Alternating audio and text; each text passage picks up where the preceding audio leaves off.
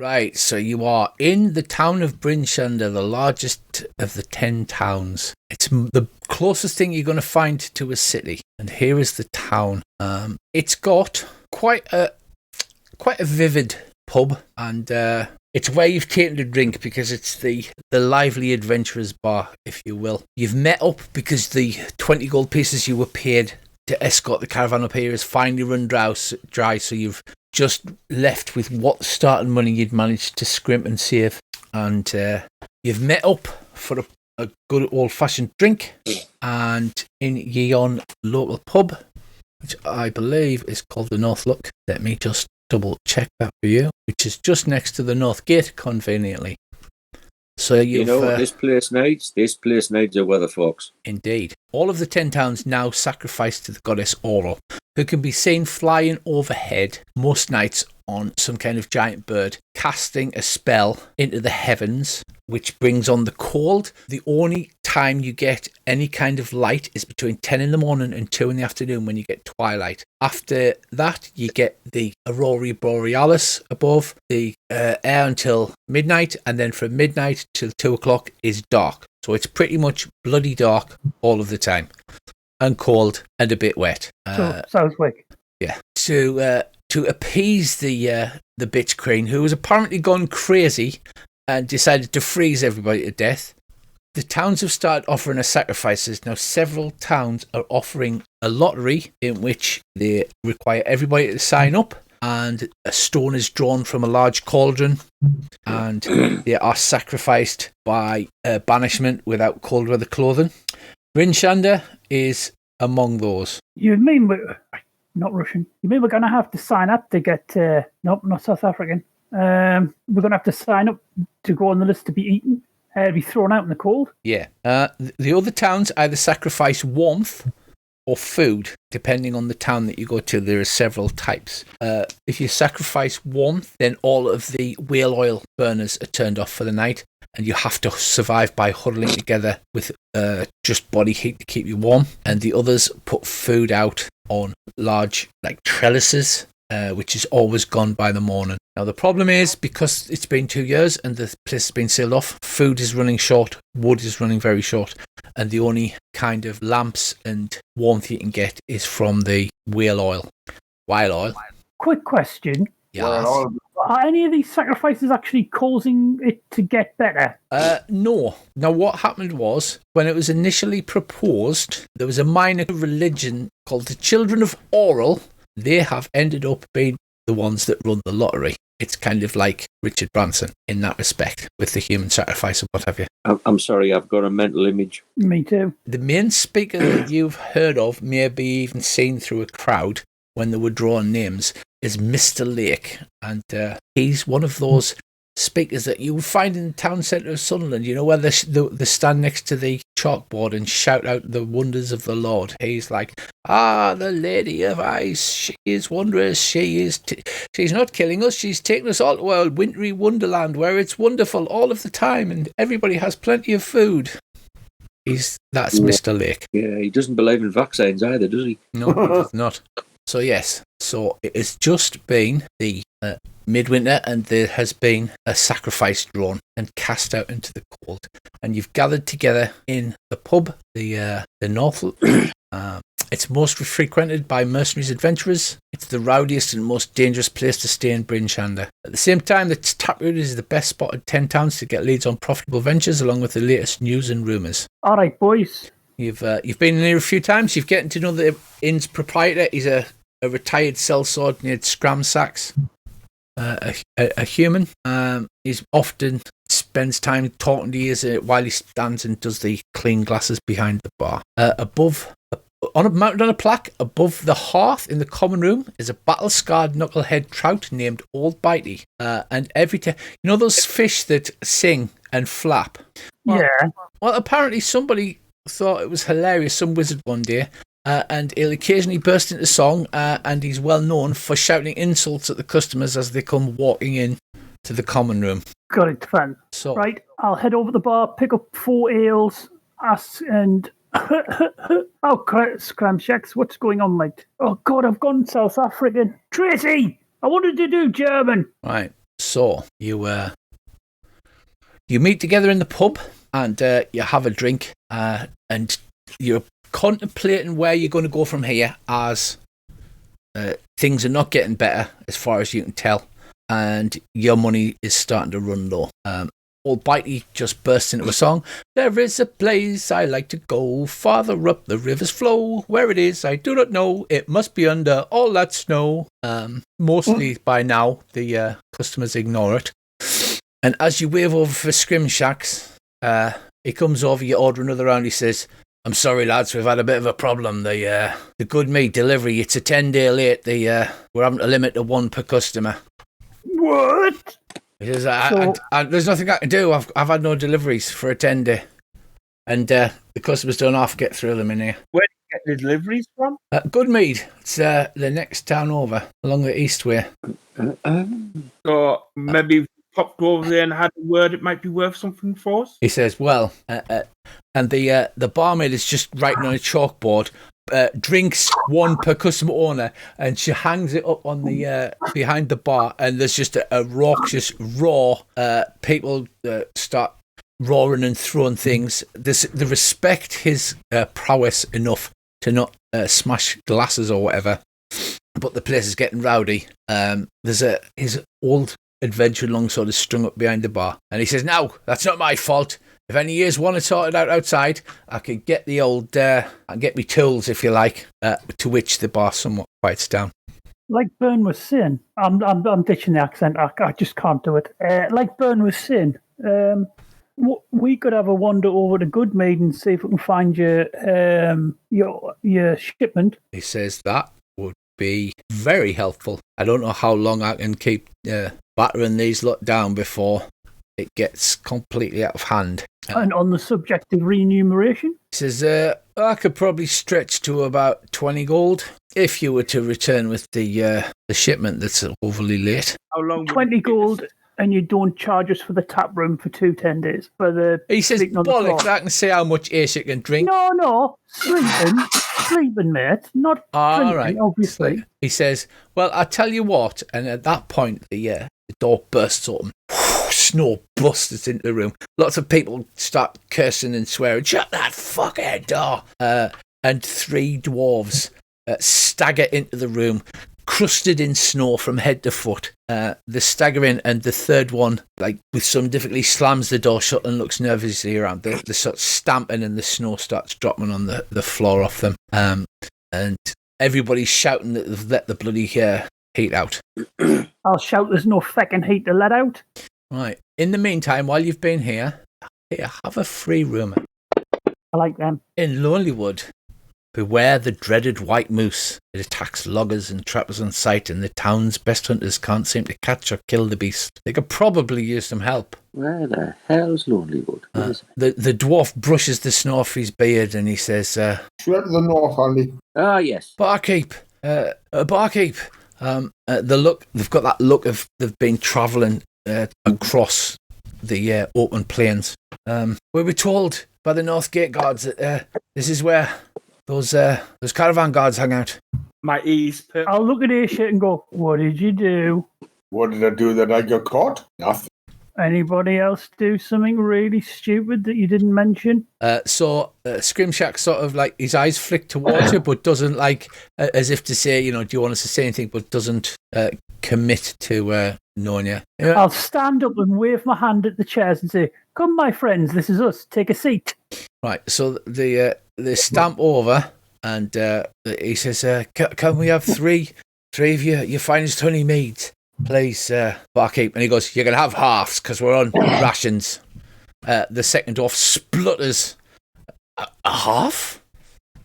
And the third dwarf looks, and his head and his eyes are flicking up and down to the left and to the right.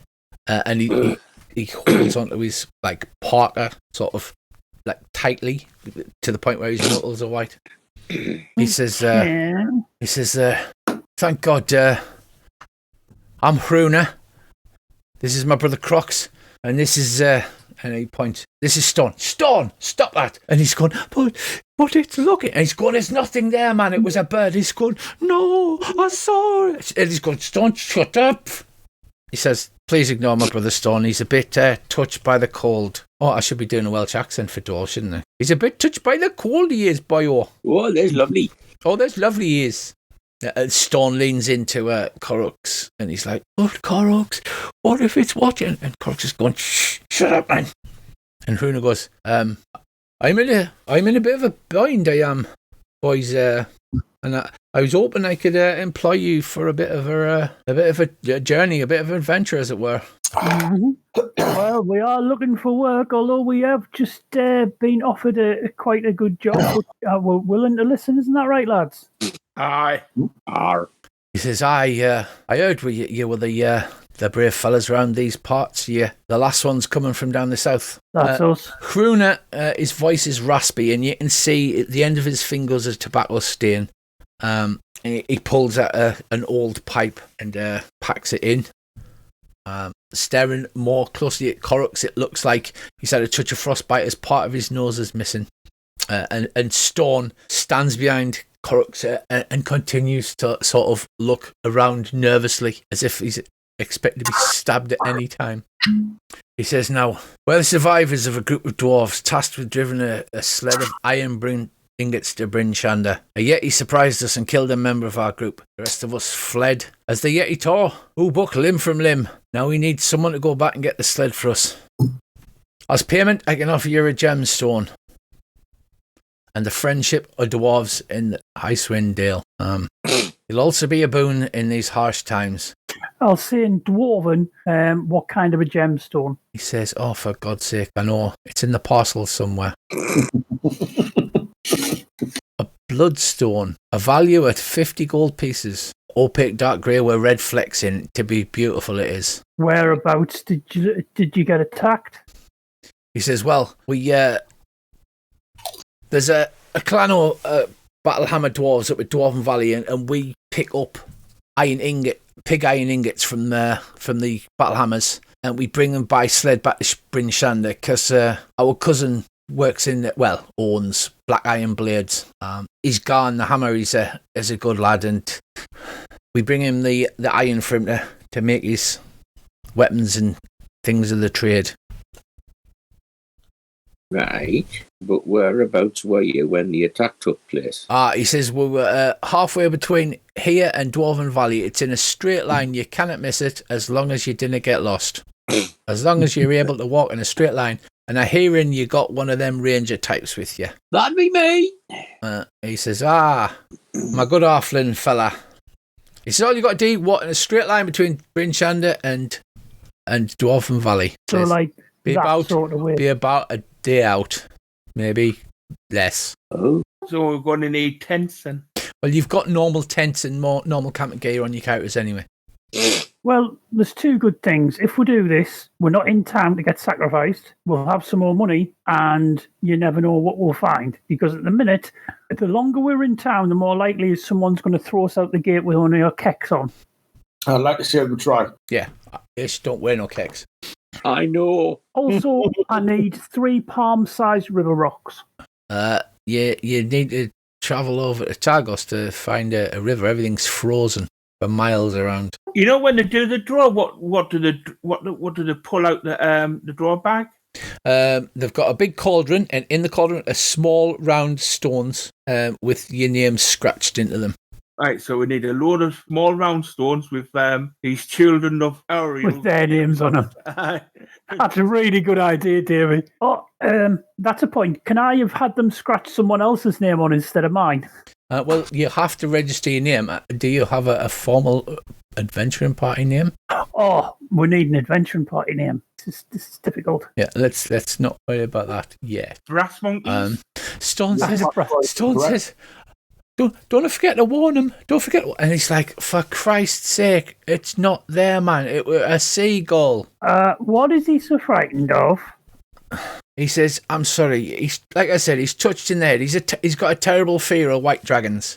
And he's watching for them all the time. And he swear he saw one off in the distance miles away, but it was seagull. I'll turn around in Draconic and say, dragons are now to worry about. So it's like, a Stone sort of hunches up and grits his teeth together. I'll use prestidigitation and let out a puff of smoke that looks like a dragon. He says, "Eep," and disappears underneath the table. I'll wink at Harua. I'm so trying to do a Father Ted here. Small, Dougal. Far away. Like with the cows. Oh, that's one of my favourite episodes as well. He says there ain't been no white dragons up here since that big barbarian fella and that drow fella went in and killed Ice and Death, and that were many year ago. That were the last white dragon we had up here. Yeah, and it's a good job those things can't move. So, boys, anyone got a problem, or should we do it? Well, it depends which one you want to do first. I mean, obviously, getting the booze is more important. Well, I figure we'll head up here, get this, come back, drop it off, head down, get the booze, come back. It's 2 days, a week, like 4 days work. Yeah, it's only a day away, and it's for the yeah, thing. And plus, the longer it takes, the harder it is to get it out. Pruna says, "I'll sweeten the pot. I'll sweeten the pot there. If when you get me sled first, I'll have a word with my cousin at Black Iron Blades. He'll give you a 10% discount on everything. He's Mrs. Elsa. She does all of the adventuring type gear, ropes and chains and that kind of stuff. At least I think it's adventuring gear. I hope it is. Tips. And you'll not get better prices for stuff anywhere else than in Black Iron Blades. How about when we get back, you buy a round of beer as well? And I think that's a deal. What you sit and something to eat? He said, I might have to buy you a half, and he looks daggers at the barman. No, I'm sure you'll have a pint for us. Who gives zero shits. Right then, done deal. I spit on my hand. Right.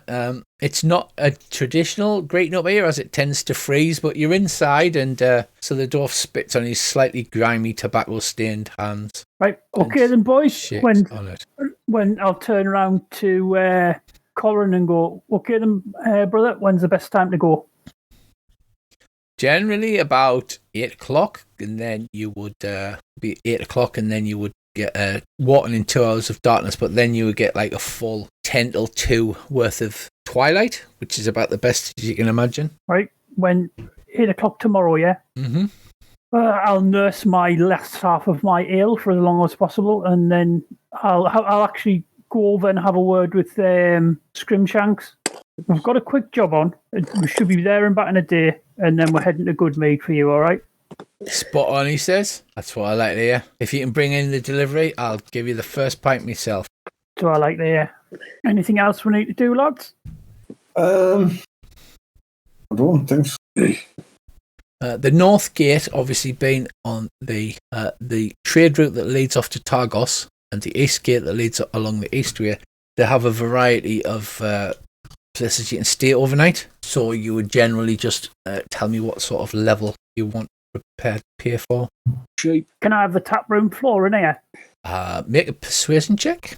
Actually, hang on, I can request a persuasion check. Ooh. Persuade him for me as well. Let's see if this works. Hey, where do you get gold dice from? The gold dice shop? Oh, yeah, you just change your dice colour. So if you look in the top right-hand corner... Yeah, I've never seen gold ones before. The palette one, you just faffed about with these colours.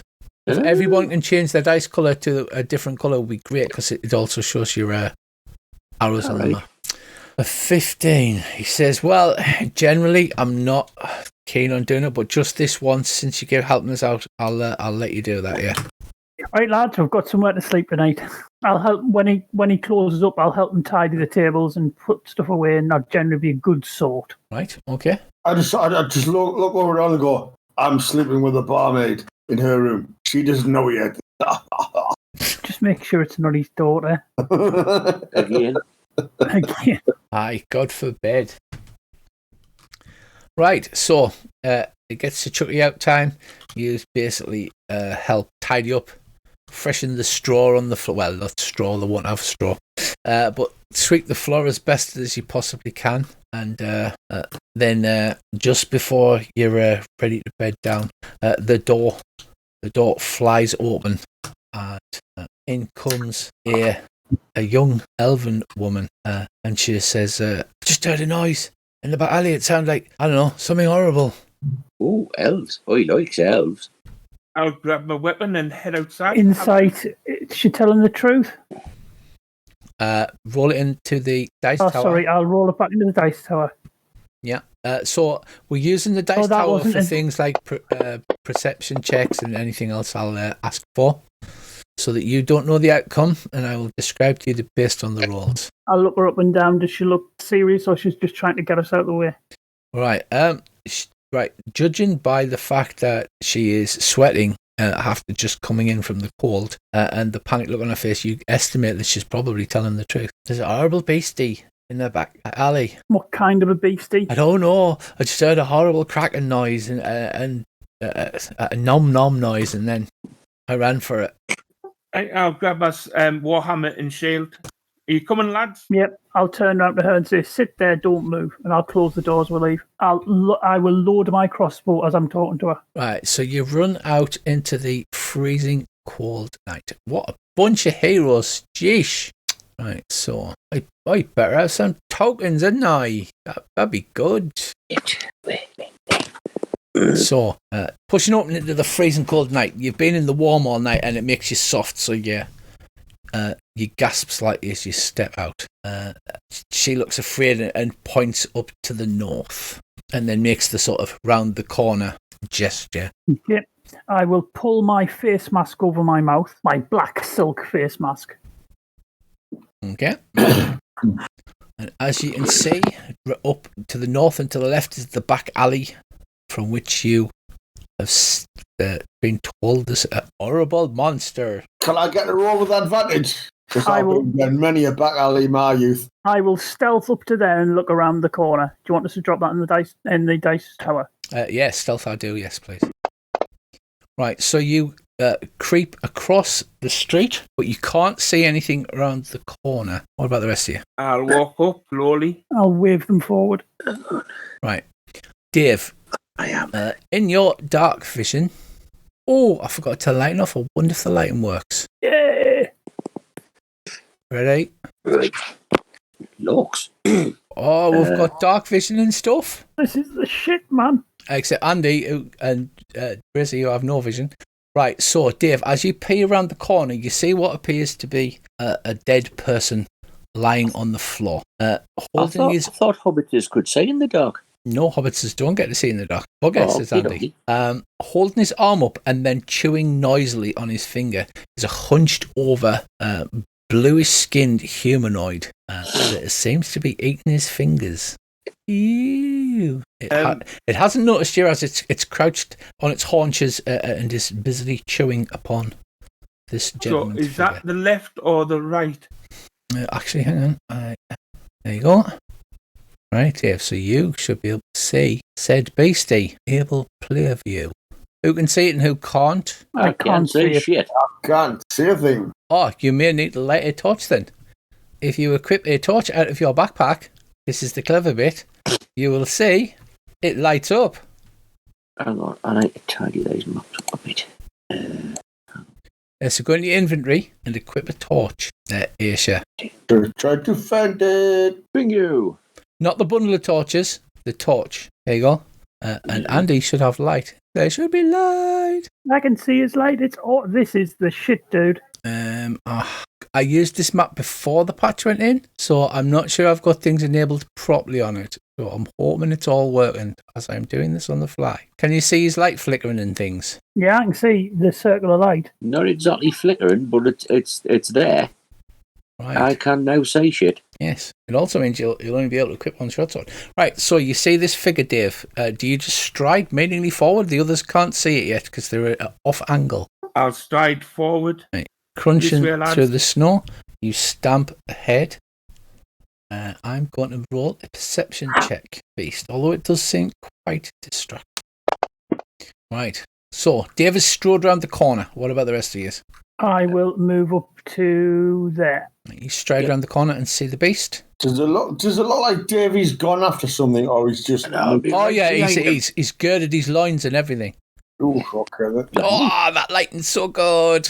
Right, you step around the corner, you all see the beast. However, Dave crunches through some snow and the thing's head snaps up. It's obviously heard him in his metal armor crunching through the snow in the middle of the night. So what I'm going to do now is I'm going to nothing, because I have select all PCs. Ready for this shit? Yeah, you get to roll your initiatives. Sadly, Mr. Tosscobble, even with a 20, the creature is faster and bounding forward in a ape-like fashion. It's slavering its jaws. It runs forward and attempts to claw at you. Right, it reaches you easily, Dave, and slashes out with its claws. Hitting. It hurts quite a lot. And you feel awful icy cold poison or something seep into your venom, but you easily shrug it off. Right, it smells terrible. It's a foul undead creature. Mr. Tosscobble. Well, I'm not going to move. I'm going to put an arrow into him. Oh, that makes sense. Okay. Because from here, there's beast. I can't get anywhere near him, so I shall have a bash. Hits. Right, quite a severe wound as the arrow sticks in it. Nice. That's pretty much your turn because nobody's got really any bonus actions yet, I think. Bjorn. Oh, wait a minute. Having been clawed seriously. Get a swing at this duel. I will move. Okay, and where will you move to? There. You step to the side. Bien moves to the side to force it against the wall. Sanwin. I will throw a chromatic orb at it. Excellent. Good man, I missed with every single one of mine. I missed as well. It's a lovely spell if it works. Well, okay. Right. So, Aisha, you see a spell smash into the wall and melt that bit of wall. Look, you can see where it's melted the snow, where he threw the chromatic orb. Right. Fair enough. In that case, I will just charge it, smack the shit out with me warhammer. They're down the law. Go on. Not like that, you won't. We need better rolls. So yeah, easily dodging out of there. This feral beast gets another turn. So it is going to go for. I'm going to roll 1 to 3 for Bjorn. No, it takes a swing at you, Aisha. It spins on you as your warhammer nearly smacks into it and claws at you, which it scrapes along your shield. Corin. Right. Yeah. You hit. Have some more of that. Again, heavily damaged. It's looking very bad, but sadly, just a minor hit. Bien. Time for revenge. Give it a bloody good scudding. Mr. Tosscobble. Get a swing at him. Do Okay. I get advantage from being attacking him from behind? I can turn flanking on, but if I do, the monsters get it, mind. Behind me, though. That's what flanking is, because you're either side of him. So I'm just letting you know that it'll automatically, if I turn flanking on, then the monsters get it as well. So yes, you can do that. I can do that. Hey, flanking advantage, say Dave. Right, you smite it with your warhammer. Bang! Quite simple. Right, so you how do you kill that with the warhammer? The first kill of the game. I'll knock his head into his chest, overhand swing. In the back of the head. Right, so with a mighty swing and a sickening crunch, Bjorn smites this beast and it falls dead to the ground. Right, lying just before you, and I don't have a token. I thought I must have a token for a dead body, but I don't have a token for a dead body. Funny thing you'll need. I've got a dead horse. Can we pretend it's Yeah, I can swing from that. Yeah, we pretend this horse is a body. Look. Oh, it's a tiny wee horse. No, it's a man. Right. It just hung like a horse. Yeah, so that is apparently what the foul beast was snacking upon. Check for life and possessions. Right. It is. Loot the body, you mean? Right. The extremities of one hand have been chewed. So make me an investigate roll into the tower, please. If anybody's casting guidance, cast it on Dave first. If anybody's helping him, Dave can have advantage. I would like to help Dave investigate. Stand up, we surely go, and have we checked that bit? What about that? It's not annoying in the slightest, Dave. Right, so searching the body. Firstly, you notice that he is wearing, under his cold weather clothing, he's wearing fine nobles type clothes. Secondly, you notice that he probably wasn't killed by the girl that was merely chewing on his hand. There's a dark blood stain on his back when you turn him over. And the third thing you notice is he is not frozen stiff yet. Look at the blood stain on his back. Stabbed or Yeah. Make a medicine check into the tower. What the rest of you doing as Dave's turning this body of a man who has a scarily horse-shaped face? Right, I need to thrust my torch into San Juan's hand and go, I'll be back. Okay, Arnie. And I'll take it. I need a hot-footed back to the pub. Right, so you hot-footed back to the pub. Or hairy-footed back to the pub, whichever you prefer. Okay, so you run off into the pub. Simon, what are you doing? So, Dave, you've moved to there. This creature is deceased. It has shuffled off its mortal coil. Well, if he's searching the body, I better be go over there with him and help him, since I was helping. Right, so he points this out to you. He says there's a blood stain. Something's gone through, but it doesn't look like it's a claw wound, but he can't tell what. Can I look at this guy's face? You can. I don't recognise him in any way, do I? Possibly give me a insight check into the tower. Nearest guard post. You're near the north gate, Dave, so there'll be a guard post on the north gate. You do recognise him. He is of the order of the squeaky chair. I was just going to say that. He appears to be the one of the younger sons of a noble family in Bremen. You think you might have seen him about town in the last couple of years. As everybody has to go there for the lottery, you think you might have caught a glimpse of him and his family standing off with their guards. Right, so Dave, you've just turned him over and had a look and seen the blood stain. Yeah? Right. Is there anything else you're doing? Examine the wound.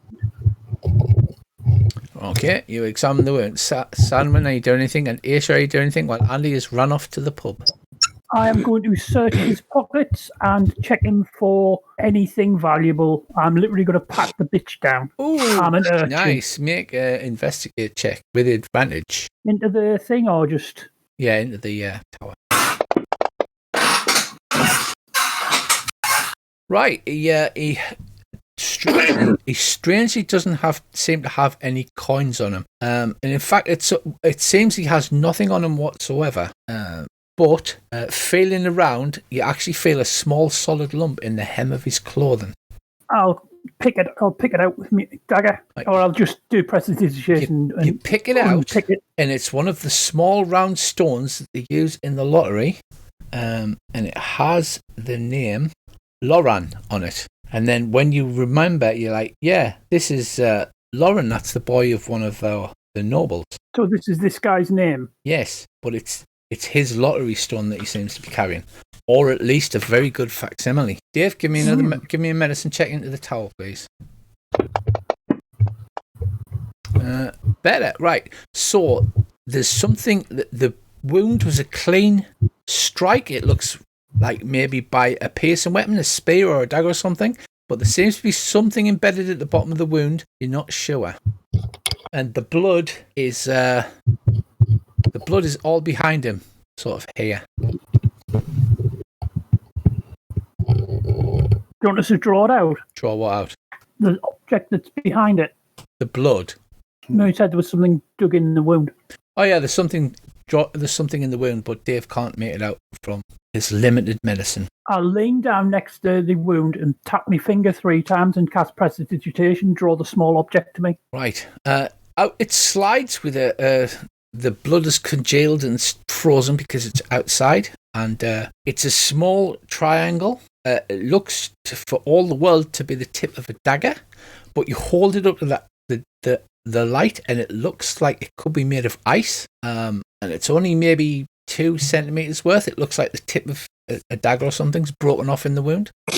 You look down, and next to where the blood is on the floor, where he's been stabbed in the back. There seems to be an extra set of footprints, but they don't seem to lead anywhere. They're just there's 2 footprints, and then there's footprints turning around the other way, but then there's nothing else.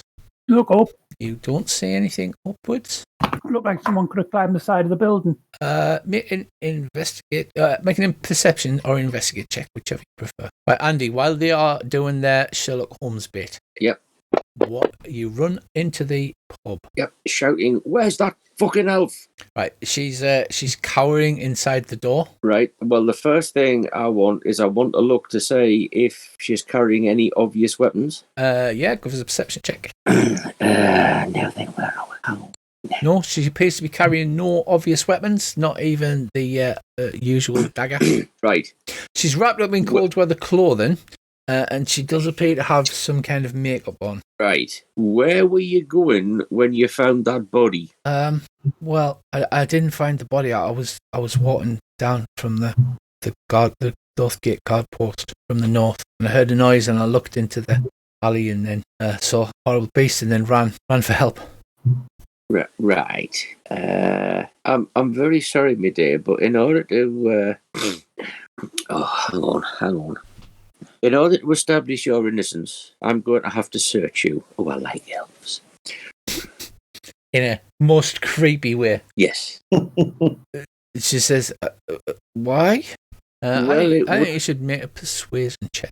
Yeah, right you are. Watch me balls this up, I'm chaps. sure you're really good. As particularly since you went, I like elves in that leering, halfling way. Well, if you think it'll help. Yes, please. She unbuckles that cold weather clothing, and there are no concealed weapons underneath. What are you particularly looking for?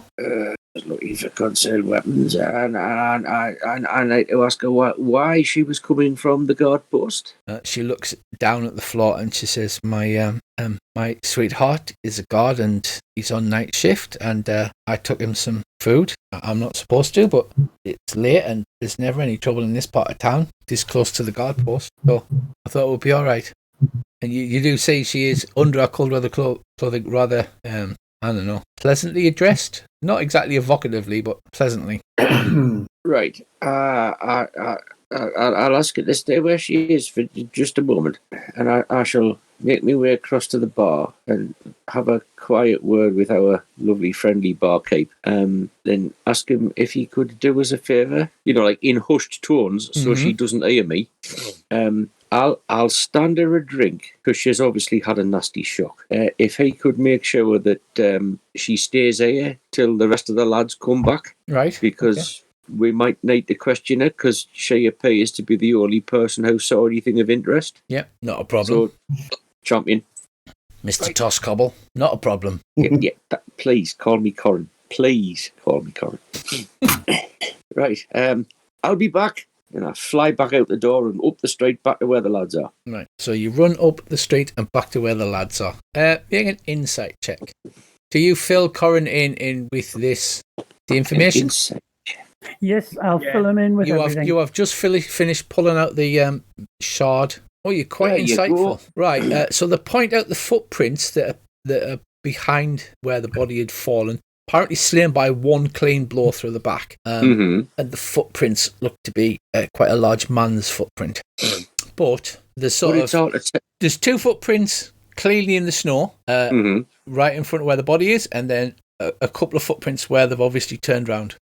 And that's it? Yes. Is he wearing boots? He is wearing boots, yes. But they're not snow boots. I'll look up. Right. You and Salvin both look up, but there's no disturbed snow on the walls or the roofs next to you. I if you can cast a heal on us. Wizards. Bloody wizards. Oh, sorry. Hey, beg yen.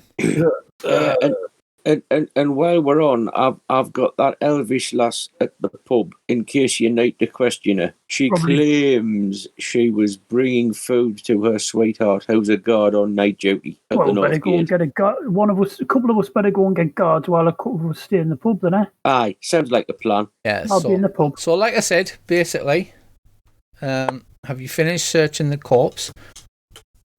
Yep.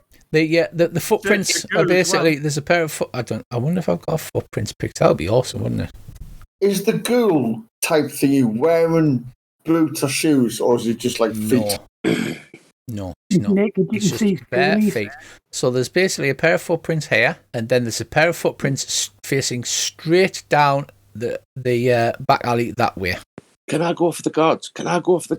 Yeah, go on. I'll be in the pub. Just so I can run into the North Gate guard post and go, there's been a murder. Have I tried tracking these girl from footprints yet, Rick? Yeah, the gold footprints you can see cleanly coming from this direction. Okay. Right. Okay. The normal boot prints just stop there. Is it worth following these girl footprints, Jen? Why not? Come on, then let's follow the footprints. How hard can it be? It's not like many people are out during the night round here. Are you Freeze your bollocks off. Are you going to go and see the guard, Andy, or are you following with them? I'd better go. I'd better go with those because I might be able to track. Yeah, you do. You track. Do you want me to go and get the guards then? Well, you can do, but when you get there, just like Oh no, Andy really wants to shout, "There's been a murder!" Well, we can do that when we come back. aye. But well, if Earl, if you go, scope the room out and see if there's any of them, and like any one guard sitting on his own eating food that the others haven't got. In which case, he's likely to be the sweetheart. Right. Okay, I'll jog over to the. Right, so The guard Sullivan post. runs out and heads up north. Right, Corin, you don't even need to roll as the footprints are plainly visible in the torchlight of the girl. You backtrack 30 feet, and then suddenly there's a pair of those boot prints, and then a normal trail. There's also a pair, so there's a pair of boot prints heading towards the body, and a pair of boot prints heading away from the body, but these have normal tracks leading off down the back alley. But there's a gap of 30 feet. I wonder if the girls give him a backy. Right. So them riding girls. The girl footprints are off to the side. The man's footprints are leading straight down the back alley. So I look at Andy, our tracker, and go, does it look like the girl footprints have sunk deeper into the snow where the other tracks have disappeared? Like he's been on top of the girl, or the girl's been carrying him? I have a look. no, they will be significantly deeper, you would estimate, if they were carrying somebody. Worth a try. Yeah. So there's no go derby going on round here. No. Right, so you're near the North Look. I'll share it again because I think somebody's lost the map. You're near the North Look Inn. You've gone down the back alley, and you can see where the guard post is next to the gate. The girl footprints head off that way and start to fade, obviously because of the snow. But it looks to you, with your practice tracker eyes, that it scrambled over the wall. As you find a few indicators that it climbed over the wall at a quiet point, and there was a chipped piece of the wooden wall that it's managed to scramble up and get over. Right. Although quite why it will be there, seems to be a large coincidence. The man's footprints, however, do not head out of the city, but you do lose them sort of around this area here. As the general snow and slush, they finally fade into all of the rest of the footprints. Right. I guess the other question is, what was that lad doing in this part of town? Well, that is a good question. Why does he look so much like a horse? Aye. Why the long face, mate? I mean, this doesn't strike me as the sort of town, the sort of area of the city that nobles would normally frequent. No, not in such suspicious circumstances at any point. Aye, and certainly without guards. Yeah. Unless you're a noble who's up no good and the shit's gone sideways. And why is he carrying a lottery stone with his own name upon it? That is a very good question. To make sure it's not in the bloody cauldron. And I bet Well, he's that's all... Gasp! Andy, what are you insinuating? That the lottery could be fixed? Yes, and I bet he's all family carrying their own stones as well, for a small fee. We can expose them, or we could just get them to take ours out. I know which way I'm lying. Yeah, Right, me too, because if we expose them, you can guarantee who's going to get picked next time round. Yep. So after Corin finally loses track of the supposed humanoid, Earl, you run up to the north gate. There are some guard posts either side, and as few people standing out as possible in the middle of the night. I'll run up to one of the guards and say, "There's been a murder!" And there's also a dead girl in the alley. So there's one poor bugger has to go outside on patrol in the middle of the night when it's absolutely at its coldest. I'll rotate see every him. few minutes. You rush up to him and he says halt and waves his pointy spear thing at you. I'll do what he says. I'll halt. As you were rushing towards him, waving your arms about wildly. He says, a ghoul? Well, what do you mean a ghoul? There shouldn't be any ghouls in town. Well, there was one. We just killed it, and it also ate a noble. Oh, he says. Any of the lads around here got an elven girlfriend? Oh, yeah, that's young Braxton, the lucky bugger. Well, young Braxton better get his arse down to the pub because his girlfriend's in bits in there. Like, not actual bits. She's just really stressed. Oh, shit. She's pissing herself. Okay, shit, hang on. So he goes and bangs, opens the guardroom door and he says, Braxton, you better get out of here. Your lasses at the North Look. Apparently there's been something to do with some girls. I think we need to get the old man. There's apparently been a noble murdered. He says, if you wake up the old man in the middle of the bloody night, we'll all be on nighttime guard duty for the next 6 months. He went, I know, but there's been a murder. There has been a murder, he says. Well, there's a dead body that was getting eaten by a ghoul. I'm pretty sure he was murdered. He had some sort of a wound in the bottom of his back. So, definitely looked murdery to me, but I'm no professional investigator like you lads. Bollocks. He points to the one of the other guards and he says, I'll give you a whole week's pay if I'm not the one that has to go and wake the old man up. And they all sort of vehemently shake their heads. I'll do it. Shit. Well, sadly, sir, I appreciate your enthusiasm for the law, but as you have reported this crime for me, it is my duty to go and report it to my superior officer. Balls of steel, mate. Balls of steel. He says, would you care to accompany me to the... Yep, I'll come with you and take the flak, don't you worry, son. He says, right, I'll ask you a few questions. Pulls out his little notebook with his pencil, licks the end of the pencil, the way that officials do. Does it freeze to his tongue? Yeah. He says, so were you the only assailant in this supposed guild sling? No, it was me and 3 of my companions sitting in the inn, helping the barman to close up for the night, when a young elven lass ran in and went, help, there's something weird going on in the back lane. So we had a look round, and it turned out a girl was snacking on a noble. So we kicked the girl's head in and had a look at the noble, and he'd been chewed on and stabbed. And so the lads went for a look around to see if there was anything going on, and I said, I'll go and get the guard, because they're the professionals in this. Right, you are, sir. If you would just follow me, and he leads you down to the south with cries of "Shut the bloody door!" As you head. It's not far. It's only a few streets away. And he bangs upon the door, and then waits a few seconds, winces, and then bangs louder. And then a wheel lamp comes on, and then he really winces. And then the door flies open, and a man in a sort of wee willy winky. Sort of attire with a wee willy winky hat with some crude cold weather clothing like rapidly dragged over the top of it. He opens the door, turns red faced, and he starts this better be bloody good if you've dragged me out of friggin' bed at this hour of the morning. The sergeant immediately snaps to attention and looks terrified. I'll slouch with intent. This is Sheriff Markham Southwell, who was an unshaven, grizzled man. Of average height. He's got grey at his temples, and he starts shouting in the best sergeant major voice until he stops to take a breath, and the sergeant says, "Sir, I have a report of a murder. It's a noble, and it's down at the North Look." And he's like, "What couldn't I wait the bloody morning?" And he said, "This gentleman here, he says that him and some of his companions had slain a ghoul that had gotten into town." And he just stops and glares at him, and he goes, "Right! Fine," and slams the door in your face, leaving you standing in the cold and the snow.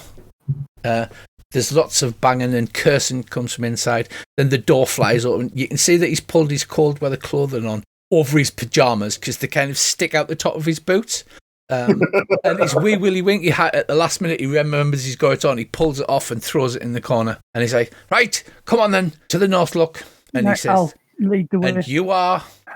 Someone. "Right. Okay, fine, and you have the best bloody reason to be waking me up at the middle of the night." Well, you can go back to bed. I mean, we can take care of it. We'll just chuck it in the dump or torch it. I mean, No. If there's undead in my town, I need to bloody well know about it. well, not anymore. He's more dead than undead right now. He looks pointedly at the sergeant, who's still like marching with military precision, and he goes, "What's your shift rota for this week?" And the sergeant just goes white. I'll turn around, right, and I'm going to use my bestest persuasion to persuade him that the guards have diligently tried everything in their power to do it without his help, but they found that on something so important, they needed to rely on someone of his professional standing. Right, so a few minutes later, you guys are 17. So you try to assuade him as best as you can, and he does sort of gruffly seem to agree. I'll wink at the guard. The guard sort of gives you a slight side eye of like, thank you. And then, so were you guys waiting in the North Look or in the alley with the body? I can guard the body if he's one. Oh, in the alley with the body in undercover. With the candlestick. Well, there's only a lot of snow, really. You want to lie under the snow. Well, nah, I'm backed up in the shadows. Dave?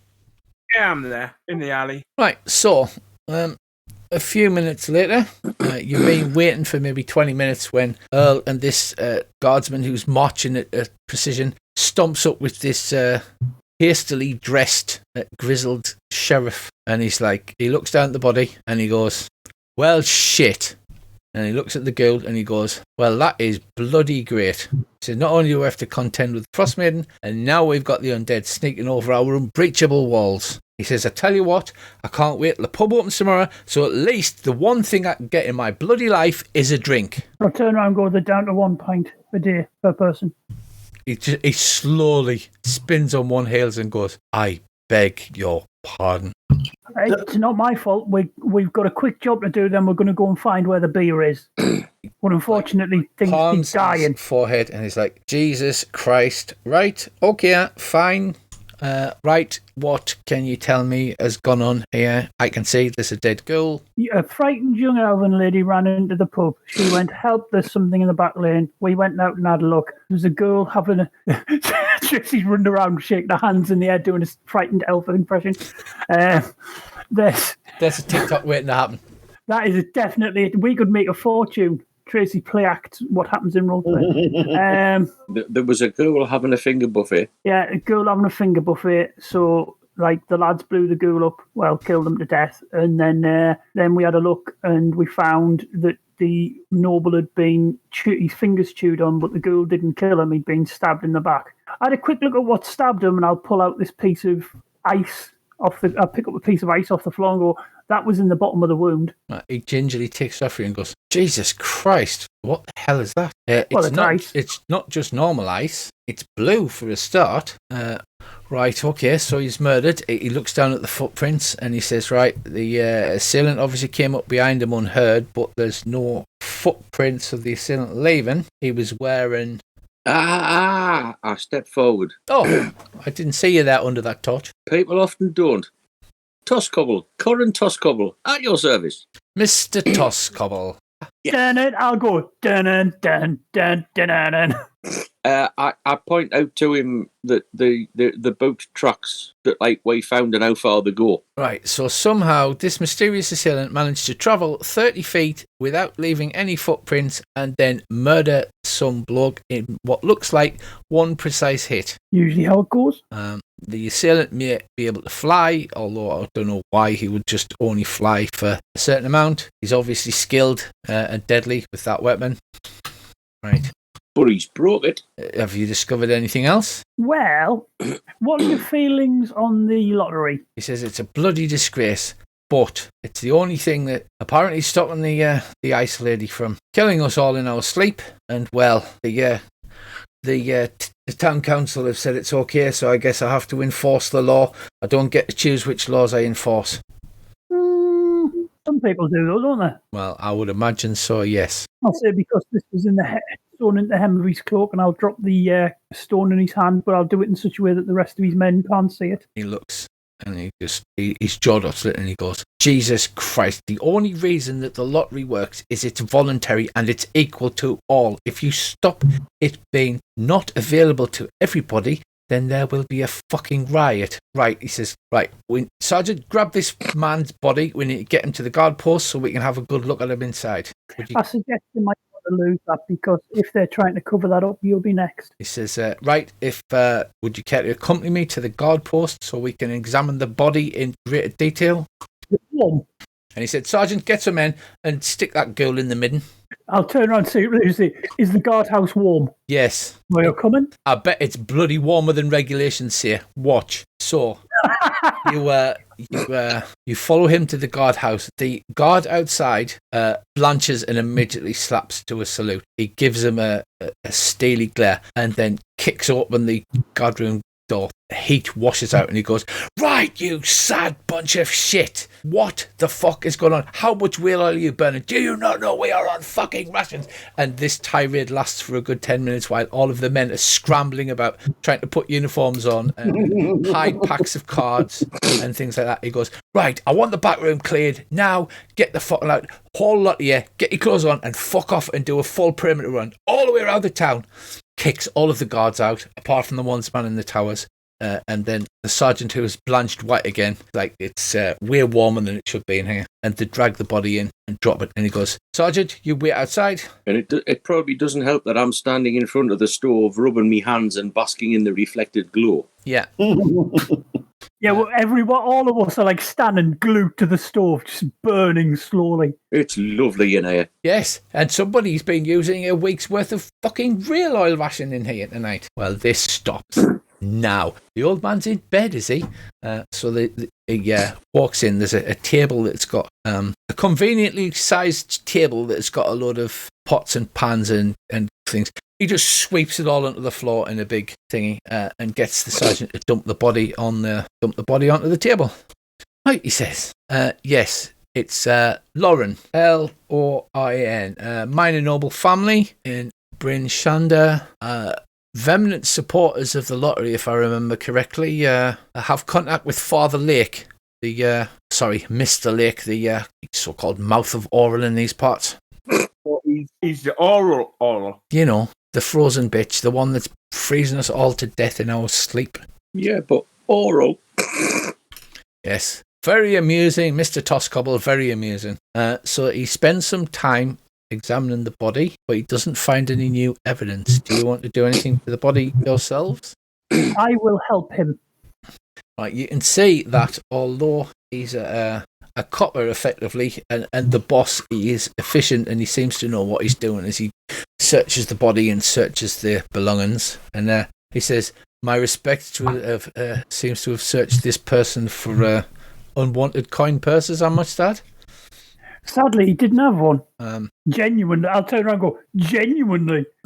He says, right, well, what I am going to have to do is report this to his family in the morning. However, I must ask that we do not mention the stone until we discover what the hell is going on, because the whole bloody thing will fall down around our ears. There'll be rioting, there'll be fighting. Can I make a suggestion? You certainly can. Check the rest of the family's cloak hems while you're at it, because I'll bet you a pound to a pinch of shit. He says, well, the thing is, this is not the first murder. Oh! The problem is... Of nobles or no? The first murder with these markers. Strange footprints, icy weapons. They travel round 10 towns. They happen 2 to 3 days after the lottery, and they've happened in Bryn Shander, East Haven, and Targos, 3 towns that have decided to sacrifice humanoids to all. And the other people who met a bit of a sad end, have they all had something sewn into the lining of their cloaks? Well, the problem is, I'm only the sheriff of Bryn Shander. My authority does not extend outside of town, so I have. Sorry. I've not been able to discern that. What I do need is a bunch of eyes and ears that could maybe help me around 10 towns to figure out what the hell is going on. Sadly, we are your men. We are cheap and reliable and exist on a diet of beer, cheap food, and warmth. By the way, did you say Targos, Bryn Shander, and where else? East Haven. And we are above all cheap. Now that, he says, that I can get behind. There's nothing I like more than a loyal, cheap man. Reliable, dependable, many other words that end in "able." So, But I'm sure he prefers the word that ends in "eep." Yeah. seems you've managed to stumble on this. But obviously, I can't investigate any further. We're not sure why the murderer moves around the towns. Although now it appears, at least we know why he's choosing his victims. Well, they're cheating. So, can you find out who the other victims were, or were they from the other towns? Yeah, there was one in Targos and one in East Haven. So We've got 2 jobs on at the minute, but as soon as we don't have a job on, we'll hit Targos and East Haven and try and find out some details from there. Sound Right. like a plan? excellent. I'm betting all these other murdered people are like this guy, and the family's got influence or money. Yes, but the children of Oral are a church. They're not supposed to depend on material possessions. Yeah, because that never ever happens. Yeah. He says, yes, I will. I'll arrange to sort you out a statement, obviously, and I'll place whatever help I can muster outside, which is not very much, to be honest, at the moment. That's not a problem. We've got, like I say, we've got a couple of jobs on. As soon as we've got them done, we'll come back to you. He says, well, the first murder was in Targos, and then the next full moon it was in East Haven, and now it's been in Bryn Shander. Was it a full moon in Targos and a full moon in East Haven? Yes, that's when we do the lotteries. Oh, that's good to know. We might need a letter from you to give to the sheriffs of those 2 towns.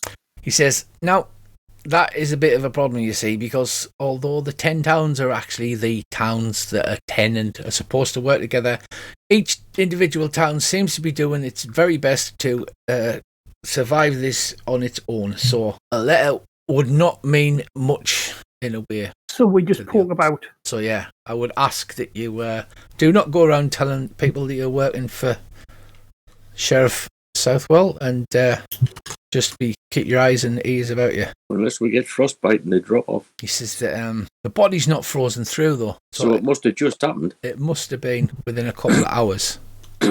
And what was he doing in this part of town? Yeah, exactly. He says, and the footprints weren't cold weather clothes. They were just boots.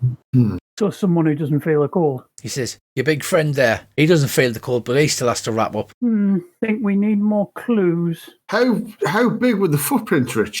Do we take A any more of that? large normal man size. Not Like a size 11. Right. Mm. He says, see, we don't get many people travelling between the 10 towns because of the cold and the bloody animal attacks and what have you. They tend to just go in big trade caravans that slowly travel town to town, and they pick up all the stuff from one town that needs to be delivered to the next town. Oh, while we're on, I don't suppose you've heard any rumours about dragons? Dragons? There's been no dragons in 10 towns since that elf fella killed it. What was his name? Drost or something. That's what I thought. But, you have to ask, because we've heard rumours. I mean, the last 2 years, the whole world's gone to hell in a handbasket, so Christ, a dragon would just top it off fine, wouldn't it? It would just make my Friday night. No beer and a fucking dragon. That's just exactly what I need.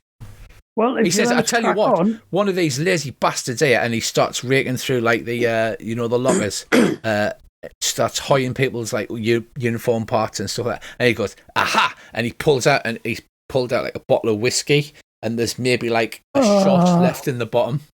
And he's like, I have confiscated this contraband in the name of the Bryn Shander militia. And then he takes a shot, wipes his lips and goes, and there's a little bit left. He's like, does anybody want a shot of this? Go on. You'd better put it somewhere safe, I say, and just wink at him. Yeah, I suppose, yeah. Let's get back to the pub, get some kip. We've got lots of work on tomorrow, and on top of that, we've got jobs coming out of our hoo-has. Before you go, this is a bastard's trick, but I take the empty bottle of whiskey, whip the todger out, fucking uncork, piss it off full, put the cork back in, put it back in the bloody thing. He says, smile and walk out. I fully appreciate that, but he says, I can't let you do that. He goes, because you've put too much in, and then tips some out and goes, that looks about right, and then puts the top on and then pops it back in there. Fair enough. At least we know what level we're playing on. Yeah. Aisha, on the way back to the pub, I'll turn around and say, Aisha, is there any chance you can chuck some healing on... I already did, right, sorry. but I don't know how badly hurt he is. Well, if you're going to sleep, you're going to get a rest and he's going to get his hit Yeah, points we'll back. I'll head down, we'll go back, find a place to hole up on the floor, get some sleep, long rest. Do you worth posting a guard?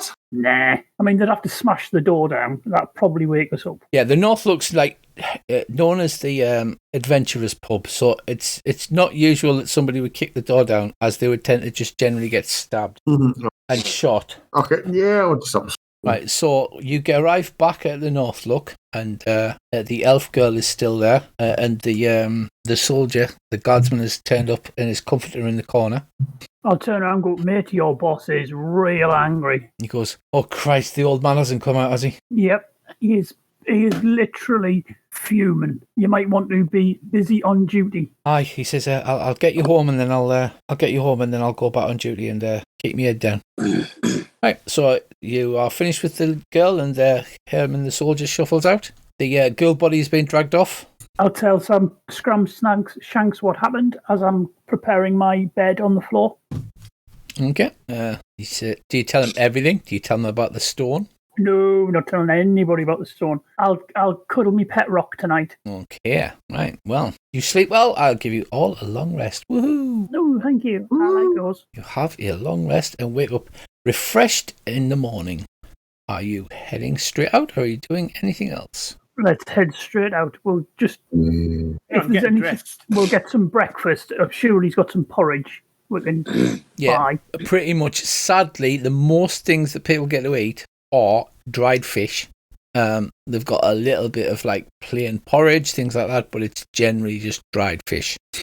I'll buy some porridge and eat me porridge with me scattering of anchovies in it. Delicious. Lovely.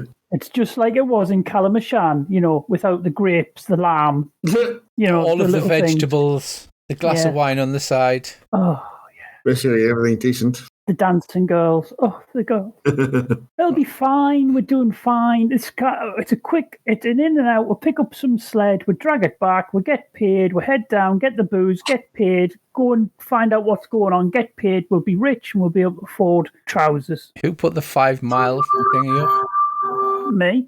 It was a guess, but it's in the right direction, isn't it? It is, yeah. Right, so you set out in the morning. Corin should lead the way because he knows what he's doing. If And you we wish should me set- to. That is allegedly so. So give me a survival roll into the... Oh no, you've got Arctic, you can't get lost, can you? No. That's why Rangers are so awesome. So in a direct straight line, you trudge through the snow, passing the 3 large hillocks. And your movement speed is, I believe, this. If we travel together, is the same as on road. No, it's 1 mile an hour because it counts as wearing snowshoes. Ah, right. Sorry. So it'd be half a mile an hour if you were just on foot. So you tramp through the snow, and that's 5 miles, is it? Well, I don't know where it is. You tramp through the snow for several hours. Sadly, the snow and the wind picks up after about 5 hours of tramping, and it looks like there may be a blizzard on the horizon. But you get to roughly where you see it on your arrow, and you crest a snow-covered ridge and see a frozen, dismembered corpse in the gully in front of you. Snow covers some of the gory bits, but the headless torso and severed limbs are visible. You see tracks in the snow all around the corpse, and the telltale grooves in the snow left behind by a sled that has been hauled away. Oh, bollocks. Let's follow the sled marks. Actually, Any of the tracks around, like the bear or what's it called? Fucking Yeti. bear. Yeti. Well, Yeti. Definitely, they're barely visible now because of the snow that's been coming in. But you can definitely see one set of large tracks leading away from the corridor, which are like bare feet, almost cross between feet and paws, but of gigantic size, of like 18 to 20 inches in size. And they are heading off to the north. Are they in line with the track? No, the other tracks, Andy, because of your expertise in Arctic survival, you see that it appear to be a multitude of small humanoids wearing crude snowshoes. It looks like they may have been lashed together with twigs or reeds or improvised in some way. And they are Right. all around the area, and then they are off pulling what apparently is the sled. Can I hazard a guess as to what sort of small humanoids those are? What's your favourite enemy? We don't Right, know. I don't think I did yet. Humanoid, you get 2 choices. I mean, I was thinking, like, well, hang on, hobbiters, that's going to be like, well, orcs for definite. Oops. I don't really know enough about this sort of I tell you area what. to really know what to pick. Tell you what, just give me a straight survival roll in the tower. Right. Survival roll in the tower. Yeah, I as really a like the tower. freebie, there's a few orcs, but not many. Right, so what you determine from your roll is that they're too small to be orcs. And because they've got snowshoes, you can't discern whether they may be kobolds or goblins. Right. But they're probably something like that. Yes, they're about that size. They're definitely So, smaller than orc size. I was going to say, judging by the size. Well, I figure we search that body and then we follow those tracks. Anyone want to help us search this corpse? Yeah, I'll give you an.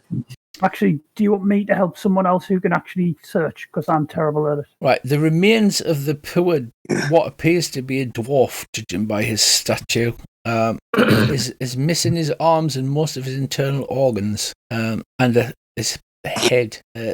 What passed for cold weather clothing lies in tatters around him.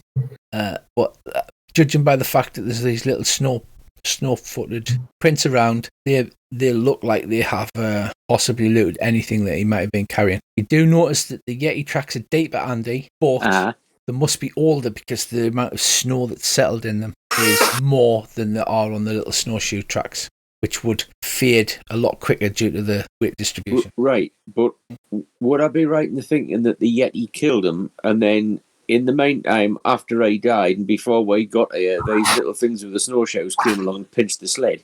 That sounds legit. Right. And I Nicky's cold weather clothing. No, there's just tatters. I've got It's mending. mauled by, like, All right. there's not Is enough to mend. Right, got It's like you. he's missing the upper half of his torso. There's like a few shreds of it lying around his legs.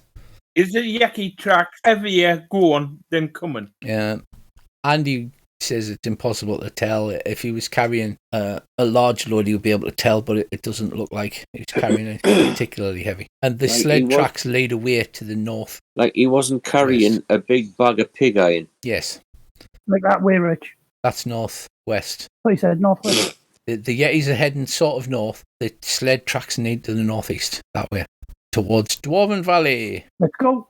These tracks couldn't have been like, you know, a dwarven rescue party that went, hang on, there's our sled, we'll take it home. Well, dwarves are like 5.5 foot tall, so they're not tiny. Right, fair enough. And they've got big feet as well, apparently. And they weigh tons. So you get beyond and sort of hold them up against the tracks, I guess. Well, you know what they say, big feet. Right, Big so shoes. you trap on for another 2 miles. The tracks get fresher and fresher, although you almost lose them due to the snow coming in. And finally, you catch sight of what appears to have taken the sled. The creatures you've following appear to be goblins based on their stature. They're all 6 of them, grunt, groan, swear loudly as they haul the bulky sled toward what appears to be a 20-foot tall wagon parked in the snow. Harnessed to this conveyance are 2 roaring polar bears that do not look happy. Approximately 120 feet behind the sled, the goblin wagon is a further 120 feet. They haven't noticed you as they're swearing and stamping. Is there anybody on the wagon, like, you know, keeping the brake on or keeping the polar bears in check or what? Right, give me a perception check into the tower. Okay, hang on. Wow, Andy, you definitely see movement in the large wagon thing. There seems to be what appears to be crude arrow slits cut or carved into it, and Right. you saw something pass in front of a torch or some kind of light source there, so it went dark for a second. So there's definitely something inside the wagon. Plus, there's a whole bunch of polar bears. So I shall sort of, you know, like hand gestures and whispering, let the lads know. If we're going to hit them, we're going to hit them before they get to the wagon. Yeah, all I was thinking was if there was nobody in the wagon, like if all 6 of them were the wagon crew, I wondered about trying to drive the polar bears off. But obviously there's more of them, so that's not going to work. Right, I figure with the longer we wait, the further they're going to get away. Let's get down there and hit Well, they the... appear to be dragging it fairly slowly, so it wasn't that much of a problem to catch up. Right, Shall I let's hit put them an then. arrow into one of them for you? Let's get within range first. Bless. Yeah, Aisha's got bless. Am I off? I'm going to get to within 90, but I'm going to stay low, then I'm going to lie down. Okay. You easily create button on. Like I said, they are completely focused upon dragging this stupid sled full of dark-eyed ingots. I'll take aim with my crossbow and wait for everyone to be ready to fire. And just before we do, I cast. My crossbow ready then? I shall get my longbow ready. Right. I did see a lovely picture of it. Can't find it now, of the wagon. It's fabulous. I can't find it now. So, you do that. What range are you getting to? I want to be 90 away, so I'll get to about 80. Okay, so you're close to that distance. Them taking absolutely no notice of you whatsoever. Is there a battle map up yet? Not yet. Anyways. Yeah, I thought I had a better one than that. Well, I know I have, but I thought I'd copied it over already. So, right, let me see if I just quickly look at the Rime, the Frost Maiden. Oh, okay. No, I'm just going to have to use the generic white image for now and zoom very, very far out. Very, very, very. And then I'll find the picture of the goblin wagon afterwards, won't I? Possible. So sadly, you guys start off the side of the map because the distances are so huge. And we have 6 goblins. That's not them. That's not them. That's them. Wow, there's some yummy goblins. Infected fingers, unstyled jawline beard, and damaged nose bristles. They Yummy. sound like the guys. These sound awesome. Probably sounds better than Goblin, though. Sounds like Keith, Alan, John, Little Tadger, Yeah, little Mickey, Norbert. Kevin. Right, so you see 6 goblins dragging a sled. And how far did you want to be? You want to be 90 feet away, yeah? I want to be 90 away. Well, 80, obviously, because when they move, they'll move out of range. How do I go prone? Do I just actions prone? So are we going straight to murder hoboism, are we? Well, let's. In my experience, long conversations with goblins aren't great, and I don't want to give them a chance to unhook the polar bears. Right, because I move slower than everybody else. Can you let me creep forward a bit? Yeah, I'm going to do the same. I'm going to creep forward 15 and lie down. Yeah. How do I take... Is there a way to go prone on here? I'm looking for the generic actions. Oh, I found the goblin wagon. It's awesome. There you are. Create an image with us. Does anybody know what that means? Nope. Oh, what? Yeah, can you say that? Wow. It's not quite that big. That's not the skill. But that's what the wagon and looks now like. I'm running away. No, can't say anything. It looks flammable, is what it looks like. And we have a cart. Here's a cart I prepared earlier. Do they appear to be carrying any missile weapons? The goblins, you can't really tell because none of them have got weapons out. They're just dragging stuff. I think if we move towards this gap, we can funnel them through this. Or I thought they were going could away go from round, us. Yeah, they're but going it'll away take from them us. longer.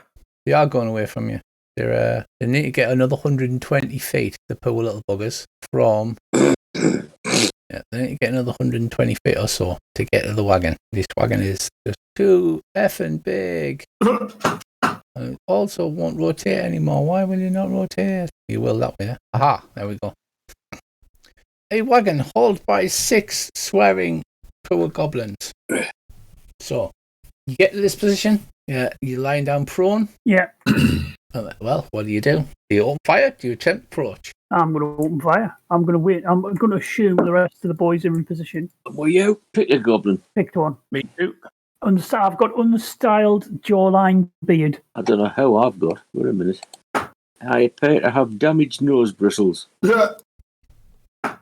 Very good. I'm Well, gonna- if you want to fire, you guys open fire. They're completely unaware. You can have advantage, but if you're lying prone, the range might be disadvantage, but you can fire advantage because Yeah, I was going to say. completely unaware of you.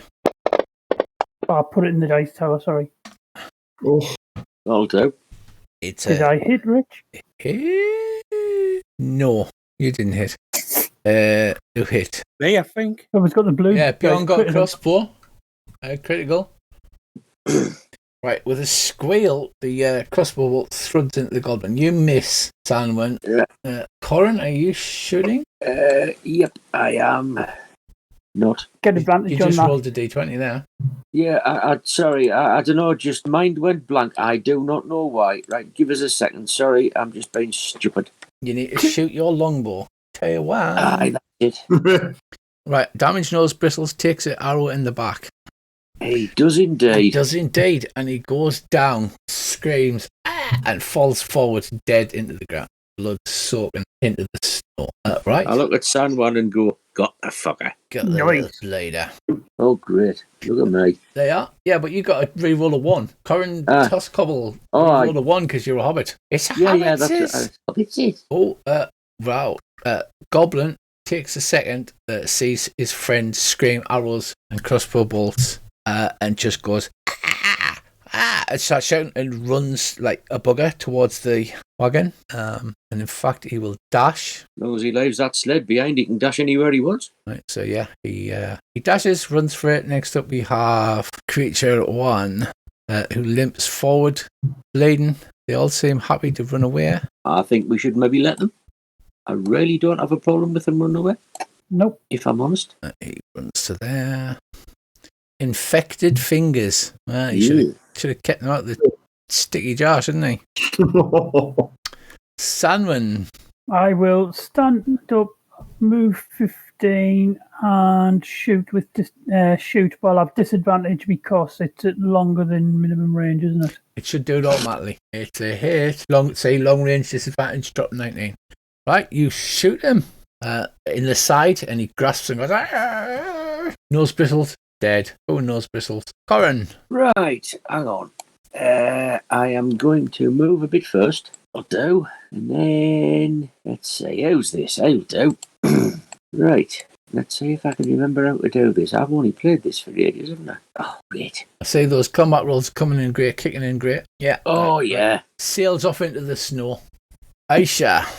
I will move my movement of 30. See if I'm in range. Am I in range? No, I'm not in. Not a lot else I can do. I'm at the range for crossbow, I'm at the range for range. So I will end my turn. Bian. Move. Can I reload and fire in one turn with a crossbow? Yes, but you can never get like multiple attacks. So you can fire a longbow twice, but you can only fire a crossbow once. Okay, so I'll take another shot at this, what you call it? Unless you get the crossbow feat, which is some weird thing. Kind of awesome. Right, it misses due to the range.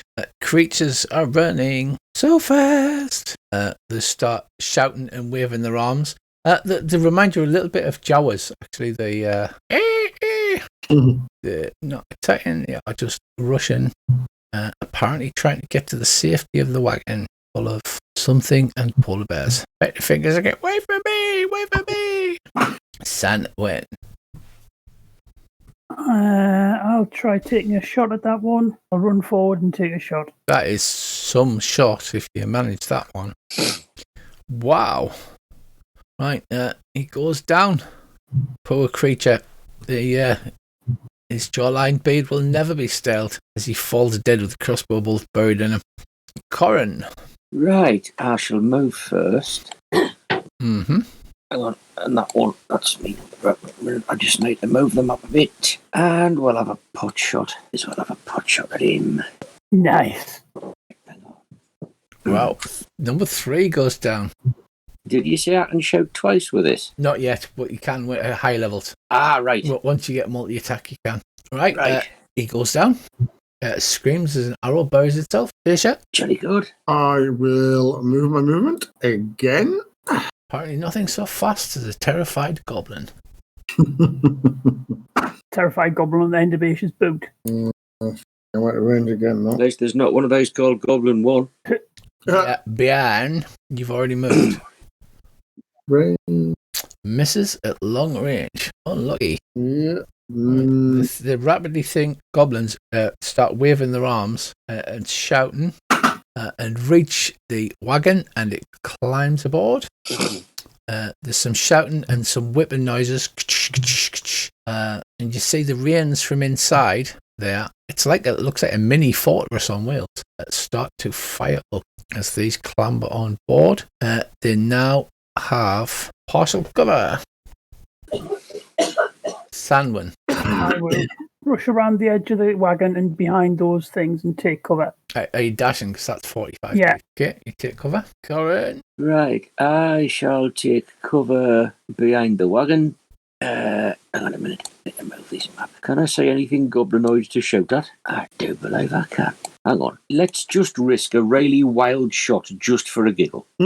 Hold on before you fire, because they've got partial cover now, because they're scrambling up the sides of this. So I need to give them some AC boosts of 2 for their partial cover. Right. There you go. You may fire. It misses. It thunks into the wooden side of the wagon. Yes, sir. I am going to take cover behind this rock. Can we tell where this wagon is? This wagon starting to pull around the waters, or is it just going away? Oh no, it's starting to pull around towards you. The two polar bears in the front. Pull up that way as well, but behind the rock, and see which side it goes to go down, left, right, or head on. Okay, right. So it turns around. What is that? Oh. The wagon starts heading towards you, dragged by the two polar bears. And this side by side, he's up on the wagon. It starts heading towards you. You see here, not that one. Right, something moves behind the arrow slits, Andy. But the other goblins are sitting on the top of the wagon now, moving with it, and they seem to have pulled out short bows. Don't think they're in range, but I'll have a go. Just what's the worst that could happen there? 4 crates, 4 dead characters. I think they're out of range, to be honest. And they're definitely disadvantaged anyway because of your cover. Has anyone else got this on their map? Oh, right. Sorry, I had to go off the map. My apologies. Disadvantage, wow. And a miracle shot in 100 at a short bow arrow goes, whistles through the air and does maximum damage. Shouldn't that be a lot less? Look at it. Yeah. Yeah, it's halved. What, 8? Yeah, it's halved. Look underneath. All right, damage. I got you. Sorry, I got very confused. Beyond, it's your turn. And then it's a new round. Another shot then. And then I'll move into cover behind the wagon. Okay. Well, luckily you could only be disadvantaged once, so they can't disadvantage. So polar bears move first, so they drag the wagon 30 feet. Goblins all move at once behind the polar bears and shoot with disadvantage. Well, you are. No, you're not completely in cover because you're shooting back, aren't you? No, I'm completely in cover. I didn't shoot last round. Okay, so I'll give you superior cover and we'll see what happens. 2 misses. Creature 2 takes a shot at Aisha, who's in cover as well. Also misses. Creature 3, then they duck down behind the cover again. Their bonus action, it's their sneaky goblin ability. Target, I'm gonna say random 3 Andy. Yep, tries to target Andy, but he can't really see you, so you get cover benefit, and he shoots at you. You kill the bears, I can take care of all the goblins. Mrs. Sandman, that was an exciting. What's my range to the... Oh, I'm out of range of everything. Are they still heading our way? Oh yeah, the wagon is lumbering towards you at 30 feet per round. I will take the hide action. Okay. Since I'm out of line of sight. Yeah, there's still can shoot you with disadvantage. Yeah. Right. I know it doesn't make a lot of difference, but I'm basically waiting. I need them to be within 90. Well, there's only one thing for it, I suppose. Yeah, that was a waste of an arrow. Yeah, yeah, and I presume I shall hide as a bonus action? You can't hide as a bonus action, that's a rogue thing. Oh, damn it. You try to hide as a bonus action, but you just can't get there. Jesus, it's 11 o'clock. I know. Yeah, I'm going to have to go in a minute, actually. They're not in range, so... Dash gives you twice the movement, doesn't it? Yes. Did not realise it was so late. I'm going to dash to there. You run very quickly. So they've either got to carry on down straight or track over to me, which either case they're going to prove an open flank. So Okay. Bien. Can I shoot from round the corner at them? Yeah, you're still in cover. And they're in cover. Right. Blocked by armor, which means it thuds into the wood. A voice calls out, "Hey, you guys! Stop this now!" It's in heavily accented common. "I'll set my polar bears on you." The polar bears seem to be getting prodded by sharp sticks. Suspect the polar bears will be more pissed off at them than us. I'll show Polly. Yeah, you killed our guys. You steal our stuff. No, that's our stuff. No, this is my stuff. We found it. Yeah, well, the owner sent us to pick it up. We found it first. By that dread dwarf. Yeah, well, his brothers sent us to get it. Before the white dragon shows up, he said. Deception? Well, you can if you're trying to convince them there's a white dragon. Well, it's worth a try.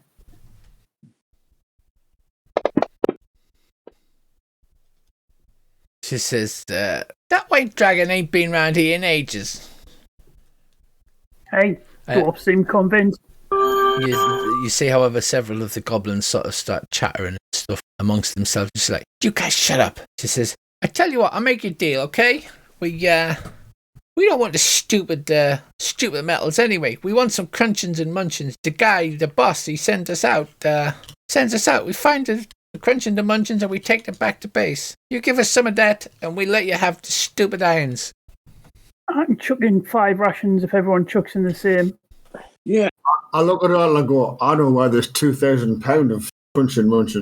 And I look straight at the polar bears. Yeah, the thing is, lying little bastards, though. They'll take the rations. And I can take care of all the goblins, but it means that you'll have to do a job on the polar bears. You do. The voice is coming from inside the tower. You can't see who. And there's definitely things moving. You see where there's a light. Andy has definitely seen something or many things moving inside. Are there arrow slits? Yes. Right, I'm not worried about the things in there, but I am worried about the polar bears. Really worried. I'd rather pay them, because let's face it, what's 5 rations each? We've got 10 each, haven't we? I believe so. Let me check. I will persuade them that we can give them 20 rations, but that's the best we can do. Okay, make a persuasion check. She says, 20 rations? You can't trick us. You better give us 18. Okay, you forced us 15. How about that? I'll try. I'll try to persuade her the 15's better than 18. She says, I ain't stupid. You know that 18's more than 15.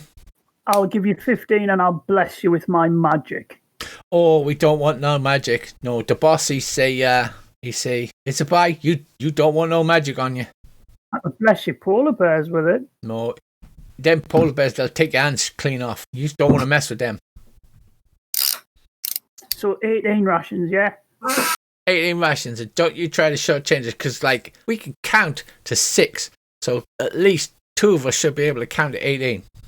I'll probably give them 2 and get away with it, but we'll gather up 18 between us, and I'll take them over here and chuck them forward. Earl, yeah, get the rations out. Write 1, 3, 5, 7, 9 on one side, or all the odd numbers, and then the even numbers on the other side. See if that'll work. So you hear her shout something Goblin. Does anybody speak Goblin? Nope. Right, the 3 goblins with much sort of slinking and watching Aisha creep forward. You notice to give the polar bears a wide berth and head towards the pile of rations. I'll make my eyes glow bright red as I walk away. I'll stare at them and go, make my eyes glow bright red. Gather up armfuls of rations as best as they can, and then run to the wagon. I'm putting a quarrel in a polar bear to see if it pisses us off so it can break free. Oh, God. Pat these gobbles. Wait, the problem is that if we can't kill the 2 polar bears, and polar bears are tough AF, we're in trouble. I don't think we should risk it. Like I said, I can take care of the gobbles, but I can't touch the polar bears. Okay, just a thought. It's not a bad thought, Brissy. I just think that we might have picked off more than we can chew, taking on 2 polar bears. If it was just goblins being pulled by dogs, I would have them. Sort of looking furtively at you as they pick up the rations to grab them, and she says, It's been nice doing business with you, boys. You too, darling. And she slowly turns the wagon away. The goblins disappear inside with the rations. What did she say her name was? Because she mentioned her name. She did. You hear lots of cheering from inside. Yeah, like little goblin voices. Ooh, teeny! It's a snow crawler. It's Iobaz, isn't it? Iobaz. Sorry.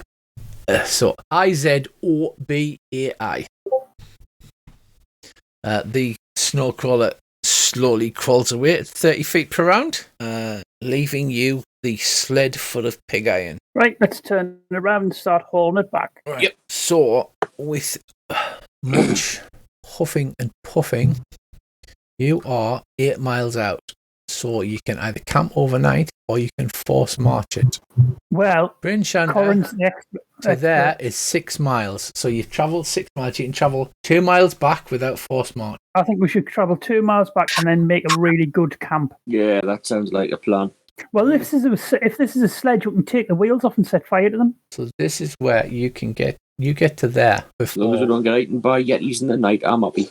I know what's the chance of that happening twice. So you decide to camp out in the wilderness. Yes? Who's got a Who's got a shield? I Me. think we should all huddle around the shields, and I'll use prestidigitation to warm the shields up. That's a good idea.